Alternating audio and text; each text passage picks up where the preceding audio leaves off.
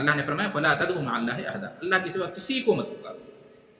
ہاں، دوسری جو چیزیں ہیں جن میں اللہ نے ہمیں اختیار دیا ہے تو ہم ایک دوسرے سے مدد مانگ سکتے ہیں، پکار سکتے ہیں۔ جیسے آپ لوگوں کو عربی نہیں آتی ہے تو آپ ہم سے کہہ سکتے ہیں کہ عربی سکھا دیں، آپ نے ہم سے مانگا، ہم سے مدد لی، ایسا کر سکتے ہیں، اس لیے کہ اللہ نے یہ اختیار ہمیں دیا ہے، ہمیں تعلیم دی ہے عربی کی۔ آپ کو انگلش آتی ہے، مجھے نہیں آتی، میں آپ سے کہہ سکتا ہوں مجھے انگلش سکھا دو۔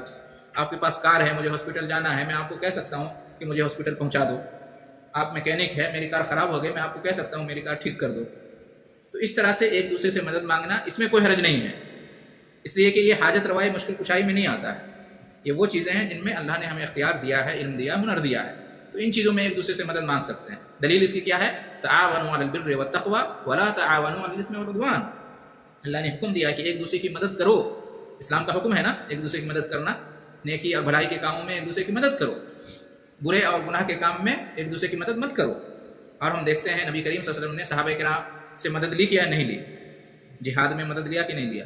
ہجرت میں مدد لیا کہ نہیں لیا؟ نبی صلی اللہ علیہ وسلم نے صحابہ کرام سے مدد لی، صحابہ کرام نے نبی کی مدد کی، موسیٰ علیہ السلام نے مدد لی، عیسیٰ علیہ السلام نے مدد لی۔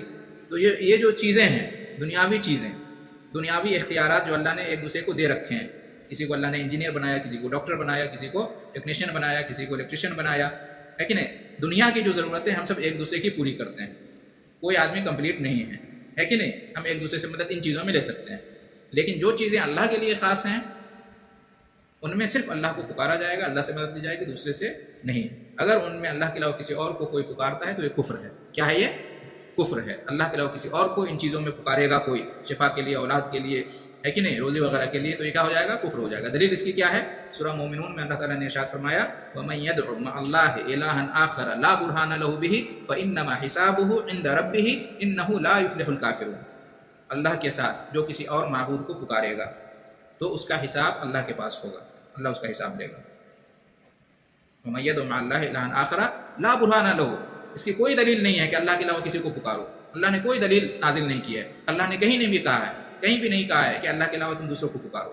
تو جو کوئی اللہ کے علاوہ کسی اور معبود کو پکارتا ہے، جس نے اللہ کے علاوہ کسی اور کو پکارا تو گویا اس نے معبود بنا لیا۔ جو کوئی ایسا کرتا ہے اللہ اس کا حساب لے گا، اللہ نے اس کی کوئی دلیل نازل نہیں کی ہے۔ إِنَّهُ لَا يُفْلِحُ الْكَافِرُونَ، کافر لوگ کامیاب نہیں ہو سکتے۔ کس کو یہاں پہ کافر کہا اللہ نے؟ اللہ کے علاوہ دوسروں کو پکارنے والوں کو۔ اللہ کے علاوہ دوسروں کو پکارنے والا کافر کیسے ہو گیا؟ کافر کہتے ہیں انکار کرنے والے کو۔ اللہ نے کہا کہ فلا تدعوا مع اللہ احدا، اللہ کے سوا کسی کو مت پکارو، ٹھیک ہے، اور تم اللہ کے علاوہ دوسرے کو پکار رہے ہو، تو گویا کہ اللہ کے اس حکم کا انکار کر رہے ہو، نہیں مان رہے ہو اللہ کی بات کو۔ اللہ کہہ رہا ہے کہ اللہ کے علاوہ کسی اور کو مت پکارو، اور تم اللہ کے علاوہ کسی اور کو پکار رہے ہو، تو گویا کہ اللہ کی اس بات کو تم نہیں مان رہے ہو۔ اللہ کی بات کو نہ ماننا کیا ہے؟ کفر ہے۔ اللہ کی بات کو نہ ماننے والا کافر ہے۔